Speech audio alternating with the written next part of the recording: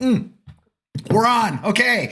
Sorry about the delay. We are doing technical difficulties. I'm going to blame Senator Andy Kim. It's not true, but he's not on camera yet, so I can get away with it. Look, it's so good to have you guys here. Welcome to Too Late to Cancel Sundays. Great show. The show you want to watch every Sunday. We're running a little late because, things are happening. I don't know if you've heard, but there's like a lot going on in the country. I don't know if you noticed, if you're on social media, maybe. I don't know if you're paying attention to what's happening in the country. There's so much shit going on right now. It's hard to keep up with it all, and we are not immune to that. So we're so excited. We have a great show planned for you already. We had AFGE President Everett Kelley is going to join us to talk about the big win they had this week in district court. Hopefully it holds in light of the Supreme Court just days later. Incredible comedians, Andy Haynes and Liz Miele. I'm just so excited. But it gets better. Yesterday we got to hear from our friends, Senator Andy Kim reached out as they are fighting the big battle on the Hill over the big, ugly bill. So we don't say no when Senator Andy Kim calls, so we want to talk to him.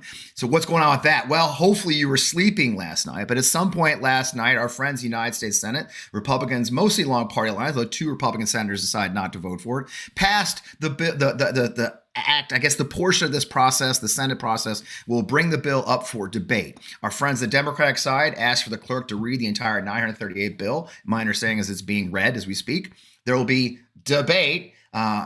Amendments are offered by all sides are allowed in this. There's unlimited amendments, I believe. I'm sure Senator Kim can straighten us out on that one. And then we see what happens. This bill is bad. I mean, it's really, really bad. I mean, it is shocking to me that a bill that barely passed the House, because the massive cuts to Americans' health care, the massive cuts to American SNAP benefits, the ridiculous inflation of immigration enforcement, making the biggest law enforcement agency in the United States of America. I'm not even, I mean, bigger than the FBI, bigger than anybody else, so they can scoop up immigrants. That's what's in this bill. This bill is going to have devastating effects, trillions in dollars of debt. All they've talked about is they have to cut all these employees of the federal government, get rid of foreign aid, everything else, because we're in debt, and debt's going to destroy our country. And then they're passing a bill that adds about several $trillion in debt. The whole thing is a classic Republican bait and switch of hypocrisy. And the truth is they're just passing it to give tax breaks to their buddies. All of this, of course, happens against the backdrop of Jeff Bezos in Venice with all of his billionaire friends and celebrities partying it up, $58 million wedding. As here in the United States, Americans are wondering if they're going to have health care in a few weeks. That's the kind of situation we find ourselves. And it's kind of funny because so many in the political elite are asking themselves, why did Zohran Mamdani win in New York City? It doesn't make any sense. How could he win when he ran on a platform of the elites are not working for us? So we're very lucky because, like I mentioned, we got one of the guys who serves in our United Senate, and you're never going to say that Andy Kim is going to be part of the elite. You know him because he burst into the scene after January 6th. He was caught on camera cleaning up the rotunda, served in the House of Representatives, and now he's the junior senator for New Jersey. We're thrilled to have him join us to give us an update. He's been up all night. Let's welcome Senator Andy Kim to the show. Sir, welcome to the show. It's good to see you again. Yeah, thanks for having me. How's your sleep? I look forward to it one day soon, but right now, we got to do everything we can to stop this bill. I mean, this bill is going to do generational harm, generational damage to the generation that my 7-year-old and my 9-year-old growing up in. So we got to give it everything we got. It's not an exaggeration to say this bill will very likely actually kill Americans, won't it? Well, look, this is something that's going to kick about 16 million Americans off of their health care. When you think about who's on Medicaid, I mean, people with disabilities, with 15 million Americans with disabilities on Medicaid. You got seniors that have significant problems that need to be able to have long-term care nursing homes. So, I mean, this is just devastating. I mean, it's literally going after the Americans that need care the most. Yeah. And not to mention the food assistance cuts, the SNAP. I mean, like literally, we got millions of kids in this country they're just, here in DC, they call it food insecurity. That's just a bureaucratic way of saying they're hungry. Like people are hungry in America right now. And just like the idea that they want to take away from them. And again, as you said, for what cause? It's not about trying to bring down the deficit. It's about trying to give people who are so wealthy, they have their own space program, give those types of folks a tax cut. And I just find that to be despicable. It does. And you're talking 17 million Americans will be left uninsured. I've read something like $3.9 trillion dollars in debt in 10 years. ISIS, as I mentioned, the lost lottery. How does this help anyone when you're talking about millions of Americans being kicked off the healthcare that they desperately need in this country? Yeah, look, I mean, it's not something that they can justify or explain. I was on the floor of the Senate yesterday, yeah, as we were approaching midnight, and you see JD Vance and a bunch of senators walk back in, and they're high-fiving each other, basically because they struck some deal. What they are going on about there last night, close to midnight. It wasn't about pulling this back from the brink. It was about how do they make the cuts even steeper. I mean, that's literally what they were going at. This bill coming out of the Senate is even worse than what's in that passed through the Right. House of Representatives, right? So Yeah. if they really cared about people with health care, they could have just gone with that House bill as a baseline. But no, they're like, no, look, like, hold my beer. We're gonna try to take it up a notch. And I just like, I just it hurts my heart to think about it. And you can tell that they know that it does damage because, some of my colleagues, they're trying to say, hey, look, can we get some more for Alaska? Can we try to put in Yeah. stuff to be able to help with rural hospitals because we're concerned? You can tell that they know the math, but Right. they're looking at, hey, look, what if I take care of this or that? Maybe I can get to a yes. And it's frustrating to just see with my own eyes, and I can't imagine just the American people seeing this very much. Just how do you trust this process? How do you trust these people that are elected to represent us? So it's very dispiriting. And but again, like I said, I'm going to do everything I can to be able to stop this in the Senate. If it passes the Senate, I'm going to do everything I can to be able to stop it in the House of Representatives because it'll go back there after the Senate. And on that note, I heard that you've been doing town halls, in your states, New Jersey. You've been going to Republican House districts and having town halls about the bill, and which I think is just a brilliant tactic to remind the voters that represent. I mean, look, House member districts are smaller. It's we often say that a House representative district is a local job on steroids, right? To put pressure on them or realize and make sure they understand the damage will happen in their own districts. Have you been talking Yeah, about that? because What are look, you when you hearing? show up in a district that's represented by a Republican, you want to know something? Like they got seniors too. They got Yep. people with disabilities too. They got Yep. people who are down on their luck and need a help to be able to get back on their feet. The Republicans are trying to make it sound like these are just a bunch of lazy people that are just mooching off the American people. That's not the case. No. And this is just a lot of people that are really struggling at this time at a moment we have the greatest amount of inequality in our nation's history, as you mentioned. Like we got the Amazon founder having his wedding while we got people struggling in this country. It's really tough. Like the amount of real extreme poverty that I've witnessed in my time in Congress in my home state. It's just people are just trying to make ends meet, and just the idea that you're taking away from them to be able to provide to the Elon Musks of the world is just cruel. So I do think people we need to keep that pressure on. I mean, they are feeling it. I hear from Oh my yeah. colleagues. They are hearing from their constituents. So for everybody out there, please make sure you're making the noise, make sure that you're flagging this and raising your concerns. And in particular, I'll say people that are in small businesses, people that are, working hard, people that can share their stories about what this would mean to them, especially when this president's already raised prices with the tariffs and other things. Yeah. Now, one of the things that I want to bring before I let you go too is I think a lot of people are under the myth that I think there's this myth that when you say you're going to cut healthcare from 17 million people, it's just going to affect those 17 million. That's a huge number. But I read from the American Association of Healthcare says that they surveyed nursing homes, and half of nursing homes plan say that under this bill they'll have to cut their staff, and a staggering 1/4 of all nursing homes in America say it will bankrupt them.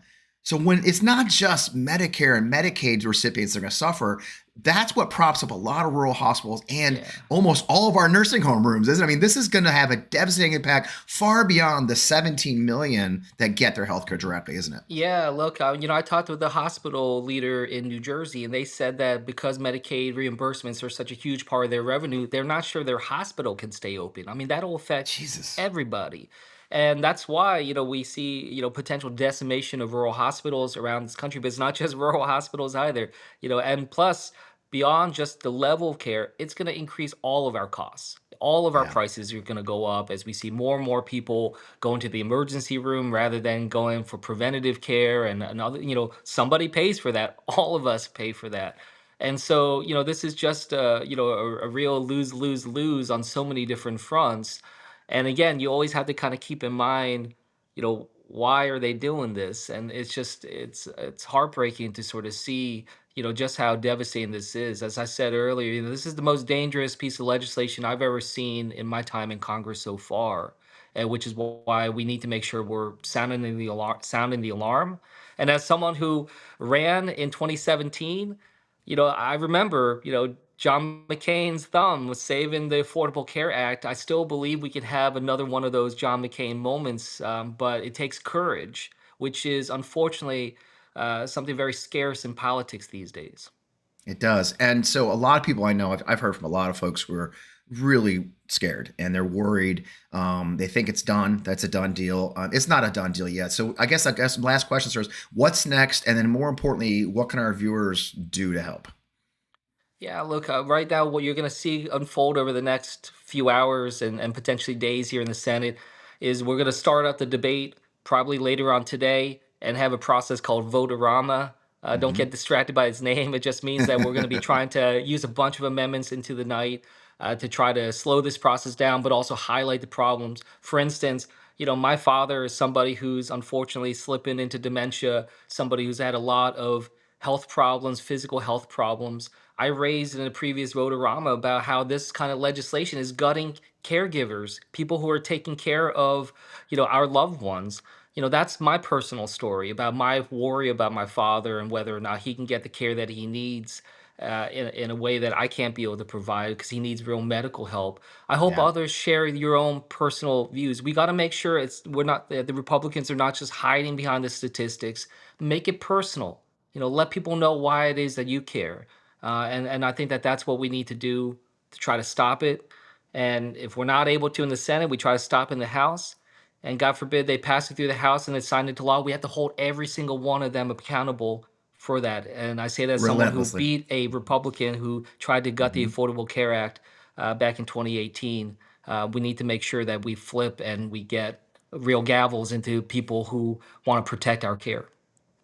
Well, it's a huge fight. We appreciate you being in the fight, sir, and thanks for taking. I know you're busy and sleepless, and taking time for us. We'll make sure more people hear. Thanks, and all we can say, like I said, told you every time I've ever talked to you, is thanks and keep up the fight. Yeah. Thanks a lot. See you soon, sir. Man, what a situation. And it is ugly. And it's funny, I think in the last 10 years, we've all become sort of numb to these kind of people accuse me, for example, of being histrionic, right? Or over the top, when I say that this is it, this is bad. Folks, this is not histrionic. This is not over the top. This is really bad. And what Senator Kim and his colleagues are fighting on the Democratic side is incredibly bad for a country. When you've got Rand Paul, when you've got Elon Musk, and now Elon Musk has got his own complaints about the thing, probably because he's not going to make enough money, but it is ugly. And this has been the fight. They dragged, allegedly, Elon Musk into our government for the very purpose of saving money because the debt is going to kill our country. The debt, it's a national emergency. That's what they said, that the debt is a national security emergency. And that's why they've been firing so many employees because of the debt. And now we're sitting on the verge of passing a bill that exponentially increases the debt so that billionaires and millionaires and large companies and donors can save money on the backs of working class Americans, and they don't care they're hurt. And who's they've been hurting a lot is our federal employees. We've lost all of USAID. I didn't get a chance to talk to Senator Kim. Senator Kim served USAID. The day they announced they're going to kill USAID, he showed up there at the door knocking on what was going on. Our foreign policy is destroyed because they got rid of our foreign aid programs. The American citizens who serve as federal employees are being devastated. And so I was really excited to have somebody who knows all about that, who had a win this week, because we need wins too. You heard how bad this could be. So I'm thrilled to welcome the American Federation of Government Employees president himself, Everett Kelley, to the show. Let's get President Kelley on the show. Everett, good to see you, sir. I think the last time I saw you was June 6th on the National Mall. You came out to join us for Unite for Veterans. And thank you for having me too, both then and now, Fred. Yeah, I appreciate it. It's good to see you, sir. So, wow, you guys got a win this week, right? Can you tell us about where you guys won in court finally? Well, finally, the judge ruling, is clear, right? And, it's just as we said from the very beginning, but everyone need to be, paying attention. President Trump, revoked our members' union rights in retaliation for our advocacy on behalf of federal workers and the American people. And this is how he does things. This is how he does business. And people can't look away. Federal employees have the right to join a union and bargaining collectively for decades. They've had that right. Yeah. We've been in existence for 90 years, and we've had that right. So this administration is hell bent on ripping away the signed union contracts and protection for nearly 1 million federal workers. And the judge said this week, that's not right. Yep. And it's funny.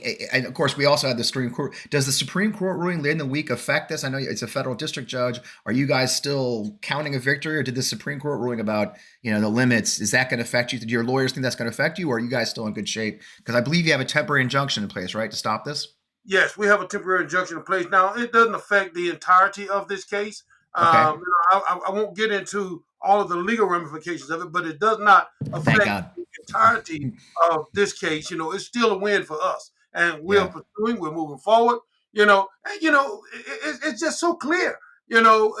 We stood up, we spoke out. To the retaliation against us, revoking our rights and reaping havoc on our nation's workforce and the services that they provide to the American people. And we can't stop fighting. We must continue to fight. We cannot back down to these attacks. Now, this, was a setback in the ruling in some aspects, but not in totality. Yeah. These are clearly disgraceful retaliatory attacks on the rights of hundreds of thousands of patriotic Americans, just like you and I. Many of them. 30% of them are veterans, just like you and I, Fred. And it's a disgrace, what they're having to deal with and face every single day.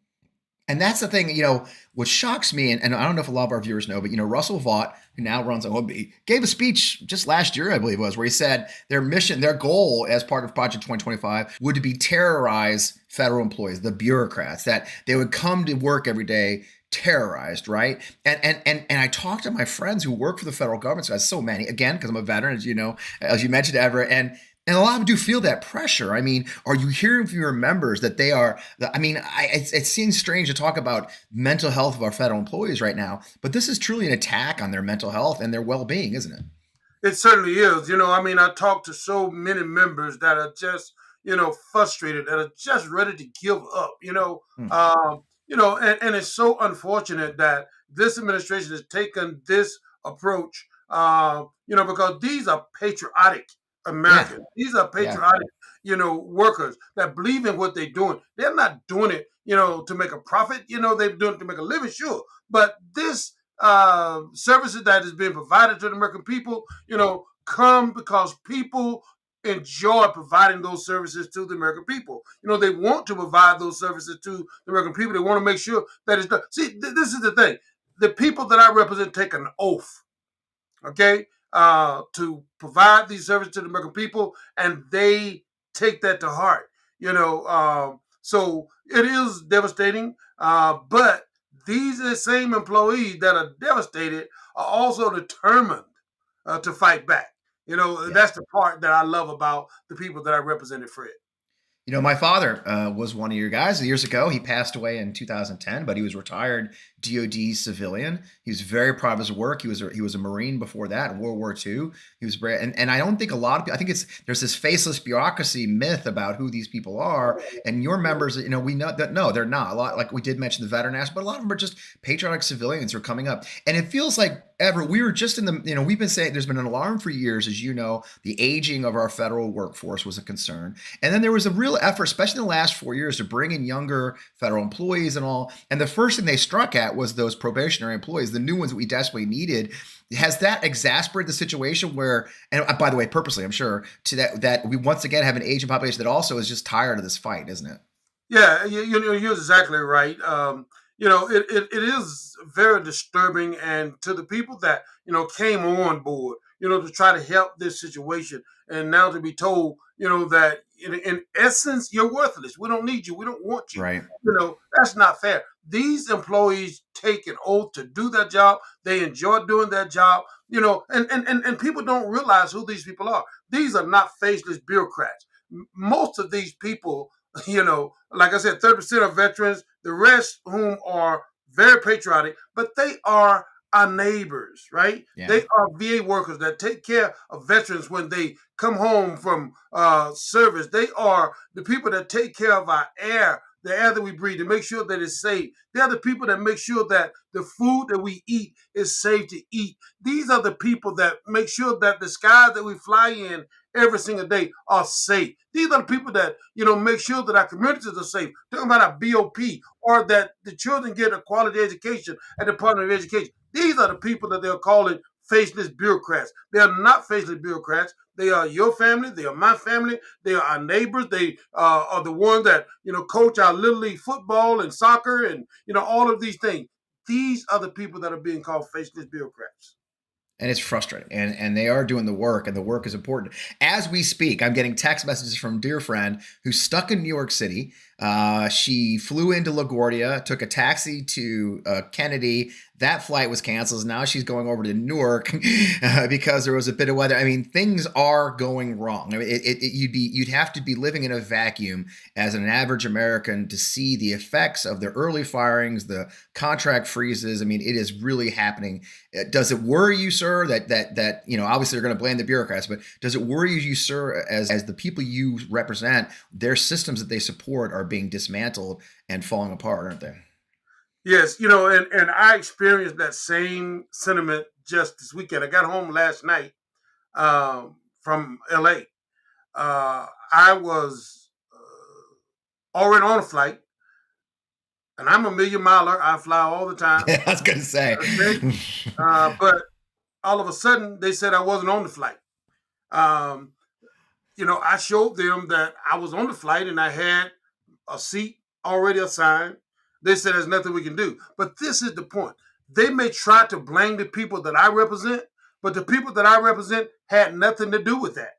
Yes. Okay, but they'll be blamed for that. That has nothing to do with the TSA. Okay, has nothing to do with those people that I represent. But people will think that is TSA. It was the airline that caused that problem. I was there stuck for a solid night. Okay, but I sat in a chair at the airport all night long, right? Because of not a federal agency mix up, but because of an entity. I'm not going to call the airline, but that was the problem. It was not the federal employees. And so many times people are misconstruing those mix-ups and those things. But the point that you made is so true. All the systems are being, jammed, and, because, everybody is in turmoil. Every system that we deal with seemingly are in turmoil because, they're downsizing. They're saying we don't need these people. We want to use other forms of employment rather than the human beings. All of these things are creating havoc in the lives of Americans. Well, and it does touch everybody. I think that's the other piece. I guess the final piece, and you said it very beautifully when you said, "Hey, these are our neighbors and friends," and they really are. They're your grandparents, your kids, and hopefully your kids will join that. But more so, it's people like you and I who serve. They're being lied to by the VA. I guess so. What's next in your fight, sir? Well, at this point, to be honest, Fred, I'm taking it as it comes.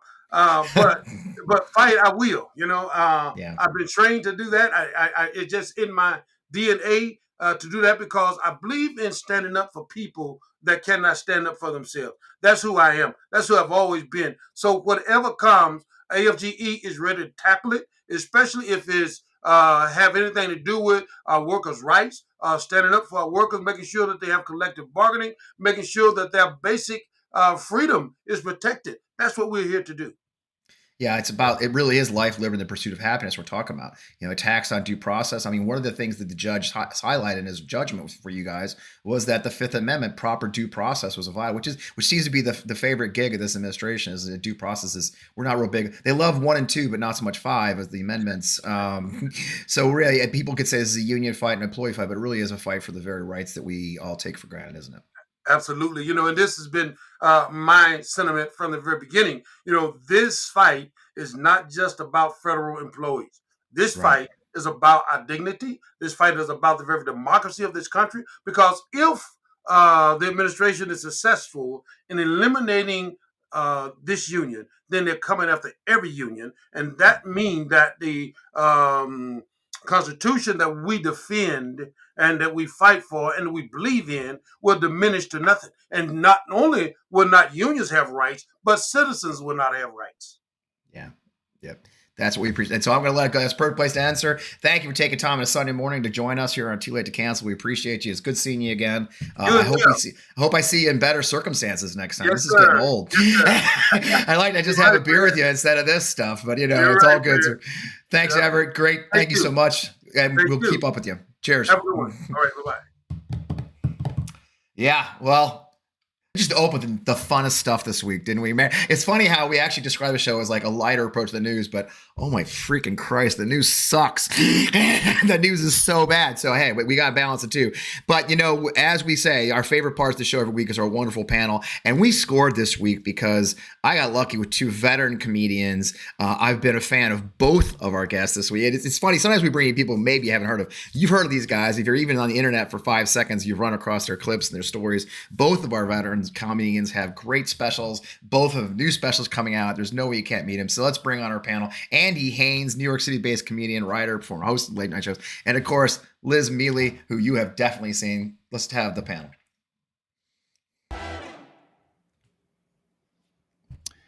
Hey. Hi. All right. So after that, be funny. No, I'm kidding. I always love bringing the comedians on when it's like a week like this week, and it's like, oh, that sucked. So but you live in New York. It's exciting times. Both of you guys are in New York, right? Yeah. So that's great. And we're immune from all this. Yeah. Yeah, nothing's going on in New York these days. It's funny. I think I have to ask producer JJ or maybe producer Katie. I think we've had New York-based comedians for like 4 or 5 weeks. I have to talk to the booker, but we love having you guys. It's great to have you. You're not. Neither of you are originally from New York, are you? Liz, you're not from New York originally, are you? I'm Jersey. Jersey girl. See, that's a second too. I'm a Jersey boy myself. I was born in New Brunswick. I'm proud to say. Oh, I'm right outside of Princeton. Oh, I love it. A great area. And Andy, you grew up in Seattle, Washington, I believe, didn't you? Yeah. I was raised under the Iron Curtain of communist Seattle. Yeah, but then you go ahead. Sorry. Oh no, just forced vegetarianism. We had to share. It was pretty crazy.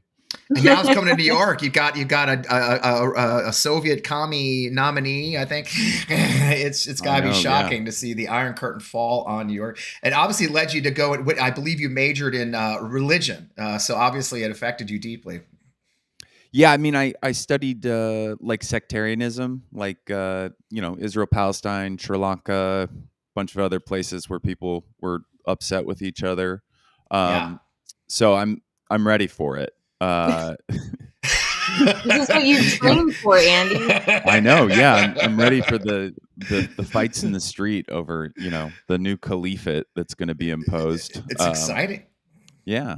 Liz, and you're a cat lady, professional cat lady. You were raised by veterinarians, so I'm not sure how this is going to help you.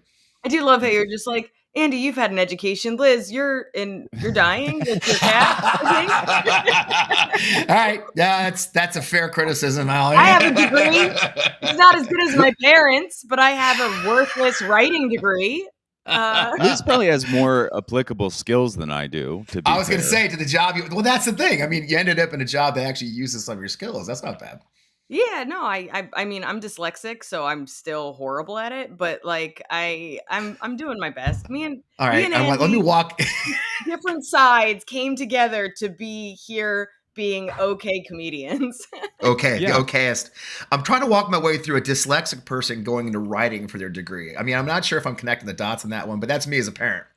Yeah, but I mean, I think when your kid can't read, you push them towards it. So I had like Yeah. so much after school programming of reading, writing, and they just pushed the creative aspect, and I fell in love with writing my own stories, and just I don't know, they like they make you do it so much more when you're dyslexic that you find a way to Yeah. enjoy it.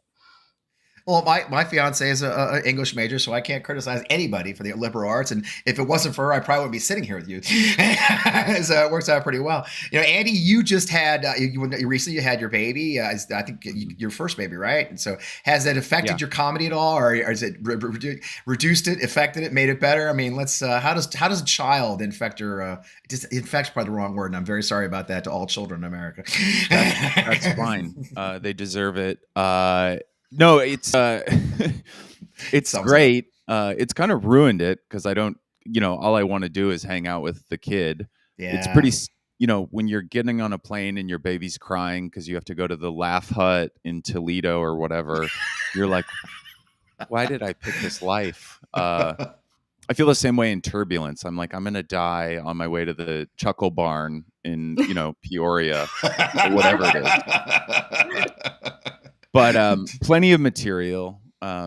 She does something every day that's very embarrassing. She loves her Yes. mom a lot more, which is Well, yeah. kind of typical because my wife's also a comedian, but much more successful. So my daughter is she's gone with the like social media trends. She's very on, thumb on the dial kind of thing. That makes sense. Your wife writes for SNL. Yeah.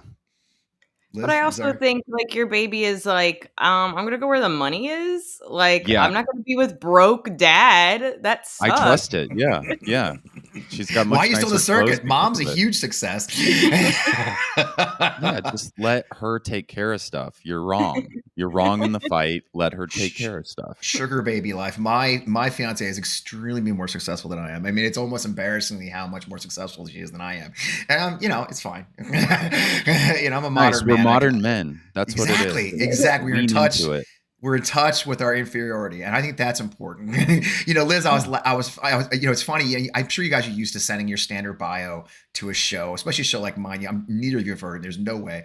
and I love looking into bios. And buried in yours is like line 6 is I've been seen in Psychology Today, and I just caught. I was like, okay, comedian in Psychology Today. I'm looking that up, and it's fascinating. You were featured in 2015 after your first comedy special came out in Psychology Today. And it's a really I recommend people look it up. But talking about how your parents were veterinarians and they ran 3 animal hospitals, which is a crazy childhood. I mean, as I was a small businessman, my daughter co-owns one of our small businesses still to this day.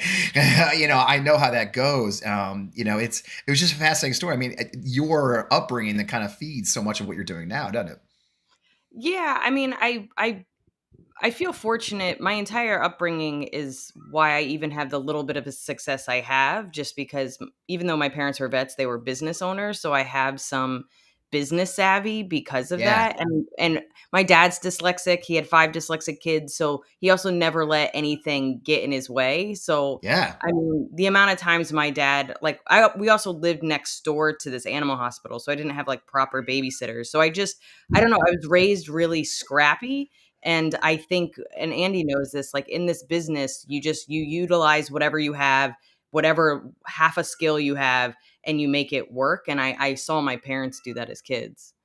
With the babysitter line, do you mean they just put you in like one of the kennels and they kind of just let the cats and dogs watch you? Yeah, Yeah. that's exactly how that worked. I had like 16 stray cats watch me every weekend. And that's almost like a one person. So That If you actually stack makes them on sense. top of each other, it's one babysitter. it was actually quite sadder, if I'm being honest, is I would sit in the lobby on the floor and do my homework. And There you then go. if my mom was too busy, I would go like pet the cats. But again, I couldn't read. And the cats that were on the first floor in cages are the ones that had like the issues. And the amount of times I'd be like, ooh, a kitten. And I would pet it. And my mom would be like, did you pet that kitten? And I'd be like, no. She's like, that kitten has ringworm. And I was like, yeah, so No, they got more wrong. Oh, no, Yeah, that's yeah, dyslexic. yeah. Does say ringworm to me, Mom. Right? Oh my God, that's funny. And that's the thing about small business kids. Again, I raise small business kids too. It's they kind of grow up in the business. I literally, my daughter ended up being co-owner at like 17 while she was in freshman in college, and she's still there running that thing. It is a weird life to be raised by. How was yours, Andy? I mean, I don't actually know, but you're in Seattle. You do joke about eating salmon and drinking coffee, but Yeah, and I was my mom was a nurse, like union nurse. She was in the same room for 50 years at the same hospital. So she wow. like Oh my God. she picked her job young and she stayed there. And so of course I chose a job that was completely unreliable and changed every 5 years into a completely different industry.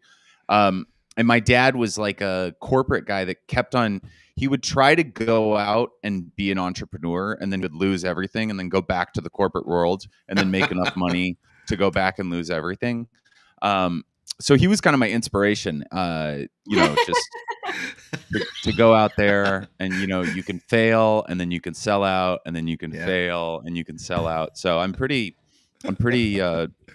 envious of people that have those lifetime jobs. Like, that's something you were talking about the last guest with, or the last two guests, is like, I don't think a lot of people realize how much the landscape of like getting older is going to change in this country if we keep on. Because like my parents are only surviving because they were set up with pensions and things like that. Right. And it's I can't take care of them. They raised me to be a dreamer. So yeah, we got to fix that whole generation. What were they thinking? My parents were both like. Dreams. My mom was a stay-at-home mom. Then she went like a teacher's aide. Ended up doing when I got to kindergarten, and then she's like 20 years as a teacher's aide in St. Louis City schools in the city. And her story is just like. And my dad was that guy. My dad was a Marine. He was a classic World War II guy. Yeah, that the greatest generation. Got out again, went corporate, worked in the insurance industry for most of his career, and then the devastating. It's kind of funny when he got fired at 40, got laid off at 46, and that was the end. Nobody hires 46-year-olds. And I'm like, oh shit, that's, but he got a job with the government, ended up working 20 years as a government guy until he could retire. So those days are, and then you're right. He had a pension from both those jobs, but now we're all kind of scrapping along and we're watching folks, in nursing homes. And it's fun. It's a serious note. Like some states have laws, Andy, that you don't talk to your parents. If they can't pay for their nursing home, you're still responsible. They call them filial responsibility. Yeah. So it's like, hey, let's just give the next generations even more effing debt, right? It's goodness me.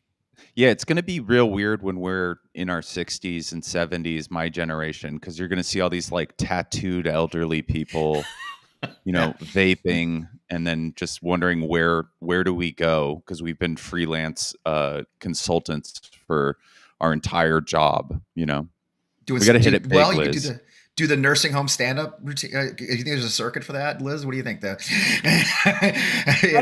don't think we're going to be indoors. Yeah. I don't want to break. You're being optimistic, Fred. We'll still have homes then. Yeah, we'll be at the old camps. I think we're in between like Wall-E. Like we're not in the sky yet. We're still on the ground or amongst trash. Like that's where we're going to be. I don't know. I find like my older sister said something to me that I've more and more learned. Cause again, me and Andy have just been doing this for too long, but like if she wanted to get a raise in her job, she would have to get another job. Like she would just be at a job for a couple of years, hit a cap. And if she wanted to get a pay raise, she would have to go find another job. And then she's done that for years. And the more people I talk to, the more that's how that works, as opposed to I look at my parents and they own their own business. They were veterinarians for almost 40 years and that's what they did. Wow.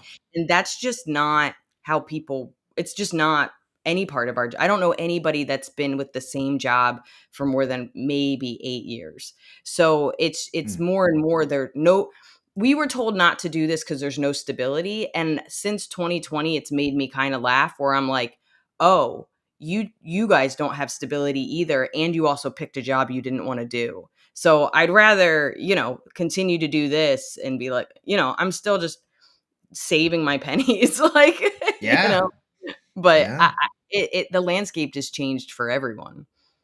Wow. I married into wealth. And so I'm just I just am trying to be a good husband. That's all I do. I listen up. I bite my tongue. I look the other way. Why are you Yeah. here? You should be cleaning something. I know. I know. It's I've been Sunday saying morning. this How to rude of men you. for years. Are there diapers to be changed? Jesus, Andy. I mean, Yes, my think of poor the wife family. is at the playground with our daughter, and I said, I have to do a show. And she said, okay, cute. Yeah. You have to do a show. Well, I'll tell you, I got to tell you that's Christopher, Titus. Christopher Titus is a friend, and he was one of my very first comedian panels. And we thought it'd be really cool to have him and Rachel Bradley, his wife, on the show as a couple, right? Because they're hilarious together. Have you ever seen them tour? And so it was really exciting. But they're in LA, y'all, and so it's 8 a.m. in LA, and we're getting ready. This is like a Christmas show, I think, right? Producer JJ knows. I think it was just me and producer JJ back then, maybe Katie, and we're showtime, and they're not there. And I called Chris. I'm like, bro, what the fuck are you, man? He's like, oh, fuck. Oh, yeah, we're supposed to do a show. Let me get up. And he gets on, and just Titus gets on. I said, where's Rachel? He goes, man, I went to get her up. She said, what kind of a motherfucker has a show at 8 a.m.? And he goes, Wellman, Fred. She goes, oh, that's son of a bitch. No, tell him fuck no. And so needs to say, Rachel did not do the show because she did not believe in the efficacy of an 8 a.m. live show. So I respect it. I do. I was like, you're right. I got nothing. Then Ty's is like, I'm going to rail on you. I was like, so literally the entire interview was a one-man panel of him railing on me for doing a show. Anyway, thank you for not doing that yet. We appreciate that. I don't know you well enough yet, so yes. Well, give it a minute. with experience. Also, I wouldn't be here if it was 8 a.m. That's true. Exactly. That's probably why we get so many New York comedians, right? It's like we get New York comedians because it's just too damn running the West Coast. I hadn't thought about that. I'll talk to Booker and Marie about that beforehand. So guys, we do a thing called panel picks. It's that time. I didn't give you a lot of heads up on it, but you'll recognize some of them. You won't recognize some of them. None of them are, I think we had a guest on Reese that thought maybe I was going to go somewhere really dark, but I'm not. But we bring up the panel pick, and the way it works is you pick a panel, you pick something, we talk about it. Producer JJ's bringing up now. Liz, you'll go first. Let's do it, JJ. I just pick whatever topic I want? Yeah, you're fun. Pick one of the topics. We'll just kind of riff on it a little bit. You'll recognize them. I'm going to go against what you think. Favorite Instagram quotes. Oh, there we go. That is against what I think. See, every time I guys set you up with like one of the bits you've done in over the years, your bio, you always skip it for me. No. But you did say it. I saw you with Kevin Nealon saying you are very inspired by Instagram quotes, and I get a ton. My fiance sends them all to me. I wanted to say, what is your favorite, most or inspiring or otherwise Instagram quote? Oh, I've said it. I was just in Toronto and I said it on stage as like an apology. Well, but an apology without change is just manipulation. That's pretty good. It will stop anything. It explains everything. It stops everything. It really has made I've cut people out because of it. Like, I think it's the best. Anything, because I'm a long-winded bitch that like truly just cannot be concise. I love a concise quote that I can, one, remember, and two, throw it at people and sound really smart. It does, and a lot of them are that way. I know. I get a ton of them. I'm that kid. I've got grandkids, so I just exposed that. But I send that shit to my kids all the time. What about you, Andy? You got any?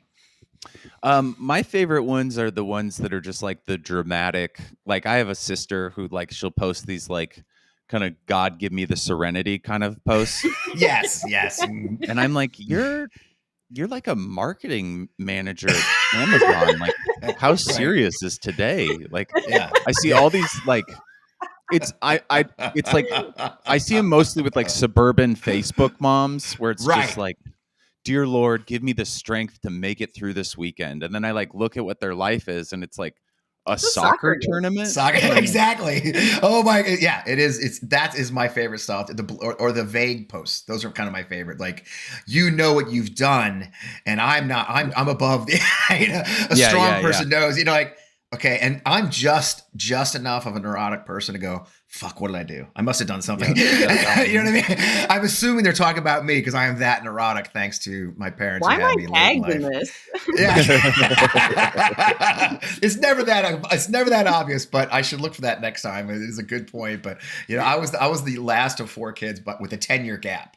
And it's like, wow. I'm always like, I'm like, please love me. So I'm that neurotic a guy. I should have probably gone into comedy because I think there's a setup there. No. What do you think? You have the damage to be in the job. That's for sure. Yeah. My wife also sends me all these like Instagram reels that are Yes. just passive aggressive criticisms of my parenting. I just get these things. It's like how to look your baby in the eye so they don't hate you when they're older. And I'm like, what was that? And she's like, oh, just something I saw. That's just something I saw. It's just So, interesting. That doesn't mean anything. Yeah, I'll get those from my fiance too. Usually, something like, is this us? Like, no. I think it's interesting. It's your ex. Like, yeah, but she. Oh, never. I get a lot of ones about narcissists. I'll just float that out there. It's fine. My kids don't watch. I know my ex doesn't watch. I know my ex doesn't watch, so we're good there. So it's good. They're next. All right, JJ picks. You're up, Andy. I think I could go with adult hobbies. There you go.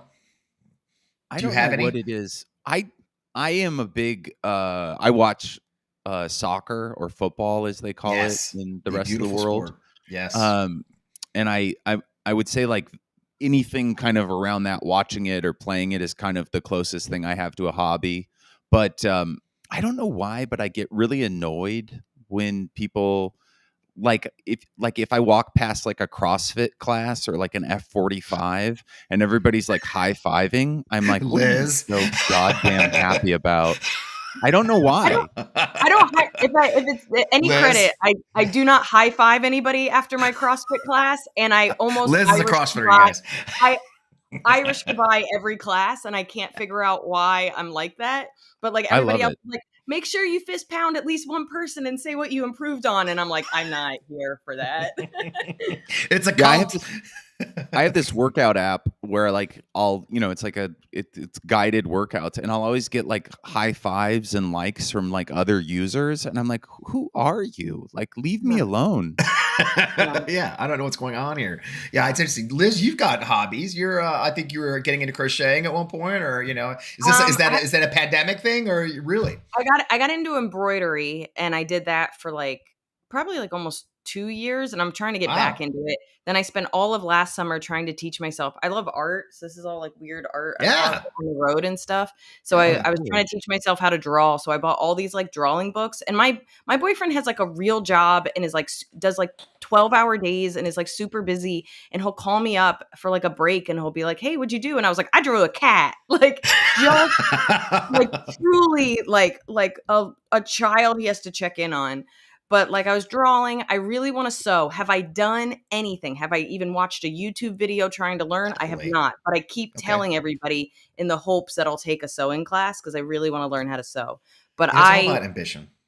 I need craftiness. I don't know if that's like, I just turned 40 and I swear all my friends in their late 30s, early 40s are like, I just need glue and like stickers. Like I'm reverting back to like 9-year-old me, but that's, I don't want to ever sell it, but I do want to get good enough. I want to be like Mateo, Andy, like Mateo Lane, where like we all want to be like Mateo Lane. Is that right? How's that? Because he has a 6-pack. He's always eating cake. He knows how to sing. He knows how to draw. He has 1 million followers. He's funny. He's handsome. It's so annoying.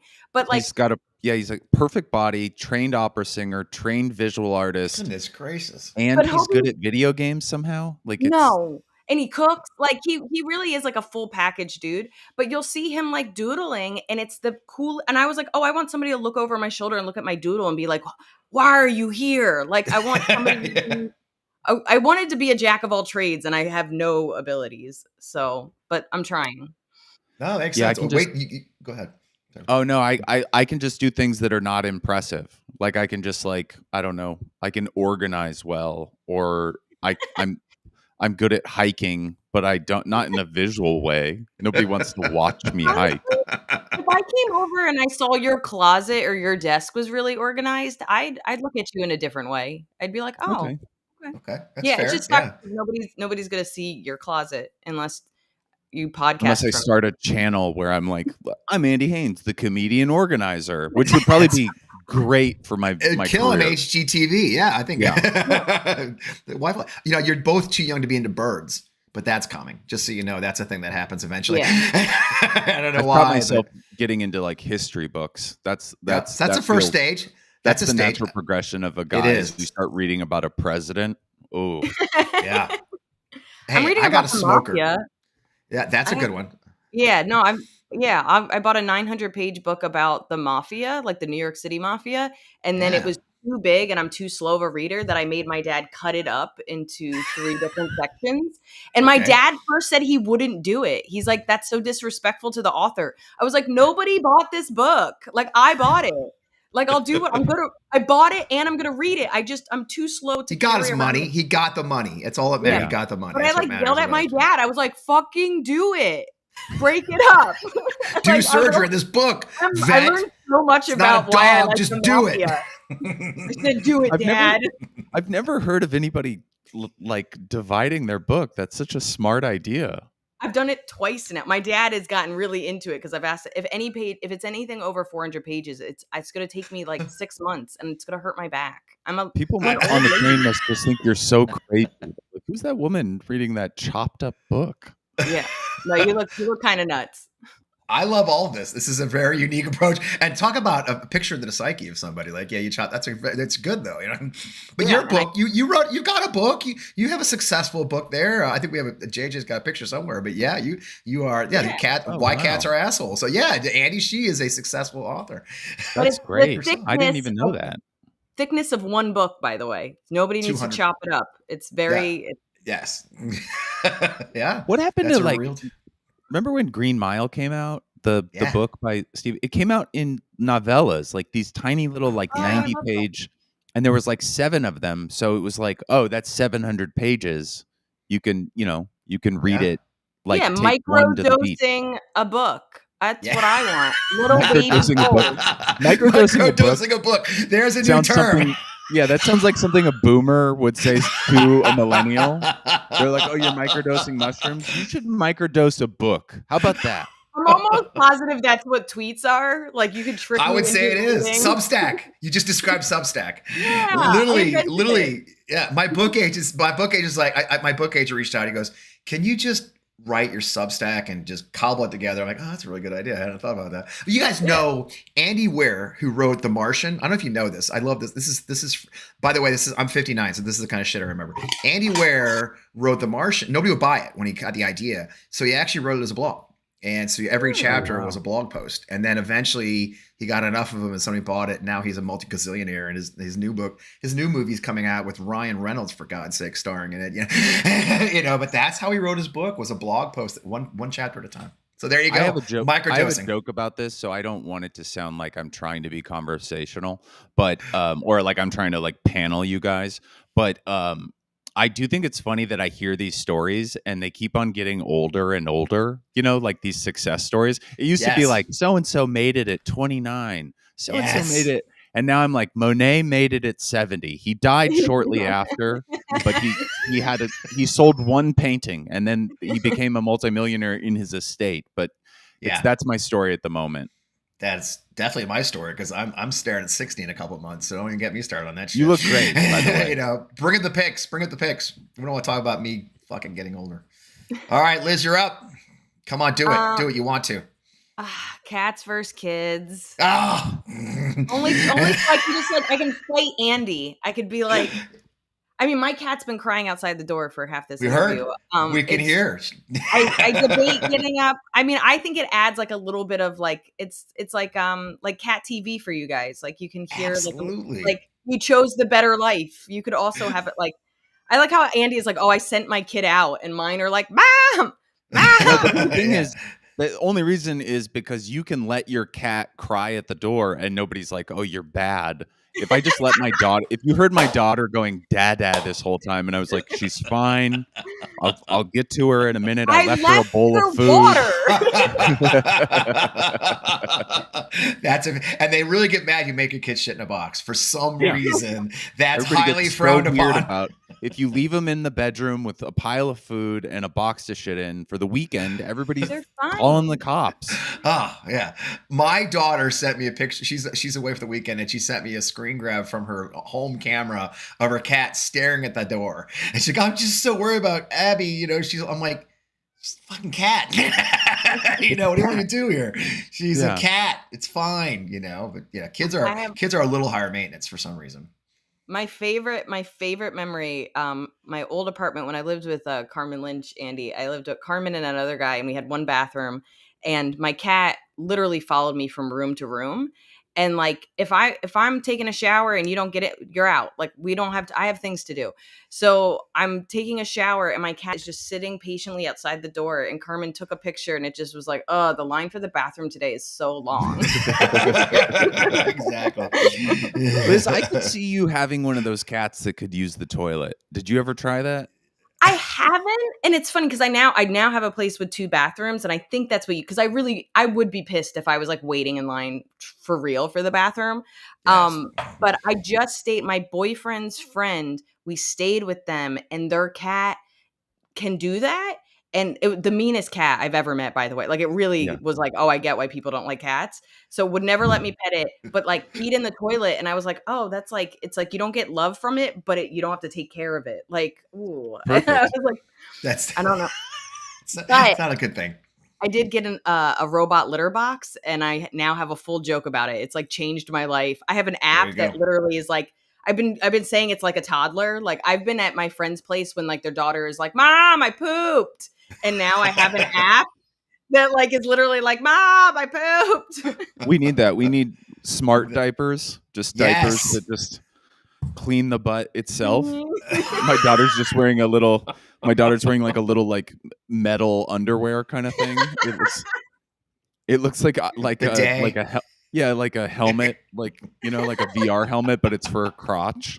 I like it. It's genius. I'm sure it won't be frowned upon by society in any way, shape, or form. You know, no. Well, we never get to the 4th bullet, which is fine because I was going. You know, we never get to the 4th bullet. I don't know what it is, but look, I gotta let you guys go because it's past your time. I'm sure you have many things to do, like babies and cats. Liz, where can everybody find you? Both of you are on tour right now, or going on tour, aren't you, or touring? I'm off for the summer because I don't fight it anymore. But do you do tours, Liz? I'm constantly on the road. That's all. I never say tour because I just don't stop. Yeah, I mean, I've started to lean into the natural breaks of like Thanksgiving to New Year's Day is horrible, so I just don't try anymore. And then last week of June to first week of August is horrible, and I don't try anymore. So I just try to work. I try to work harder. But that doesn't always like my March was so bad that I was like, it's Women's Month. Like, what the How dare they? Yeah. These are misogynists. I was like, this is messed up. I was like, is this DEI? This is sad. Things are changing. But everything is at Liz Miele. I have a special on YouTube called Murder Sheets, and I'm going to have a new special come out called Space Camp, hopefully in August. But everything is at Liz Miele, and I'm back on tour in September. Well, yeah, things definitely. This is our weekend starts to slow down too. We have our wonderful usual community, but yeah, my fiance texts me. Yes, she goes, "I'm at Costco and there's no one here. I'm freaking out." I'm like, yeah, I mean, it's a Friday, July 4th week. Everybody's traveling. That's all there's doing. So, what about you, Andy? You said you're always on the road. I assume that's great with your wife. I'm sure. Yeah, she loves it.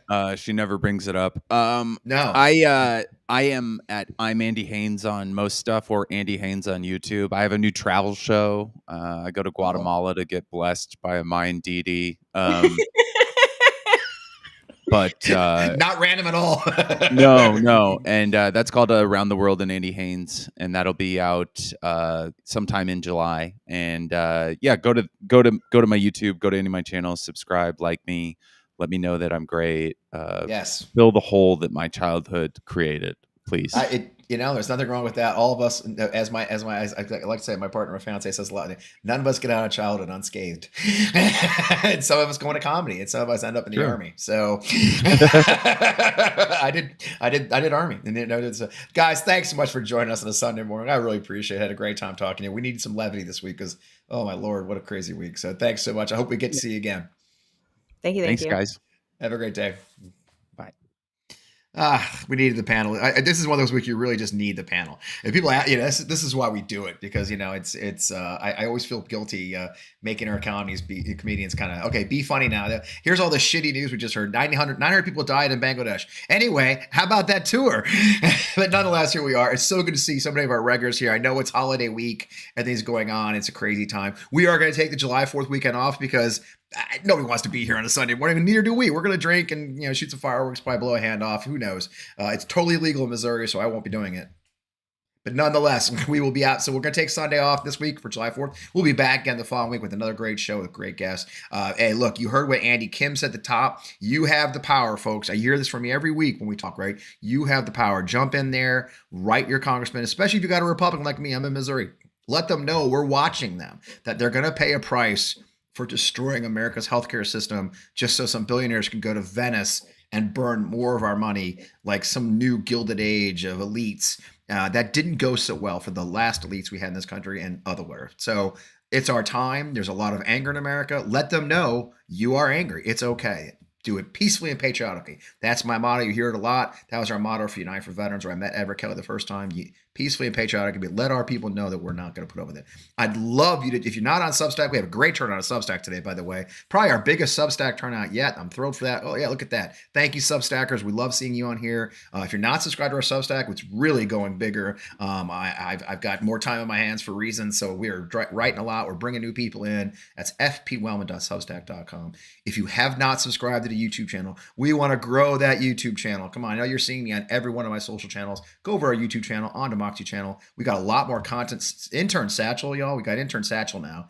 And Intern Satchel is busting his butt doing new clips. He's going back in the archives of On Democracy. He's going back in the archives of Too Late to Cancel, putting in new clips from old shows. You're going to love it. So make sure you subscribe to the On Democracy channel on YouTube, as well as all of our On Democracy Blue Sky channel, On Democracy Twitter feed. It's really filling up thanks to Intern Satchel, since I am incompetent and can't manage it myself. As always, thanks to my amazing team, Booker Anne-Marie, producer JJ, producer Katie, and of course, Intern Satchel has joined us. We are so fortunate to have a great team that joins you every Sunday right here so we can hang out. Thanks all of our regulars. I see you in the comments. Love seeing you guys. Let's do this again. Not next week, but in 2 weeks we'll be back. In the meantime, stay safe out there. Show them who we are. It is our country, and we're not giving it up easily. I'll see you guys again in a couple weeks.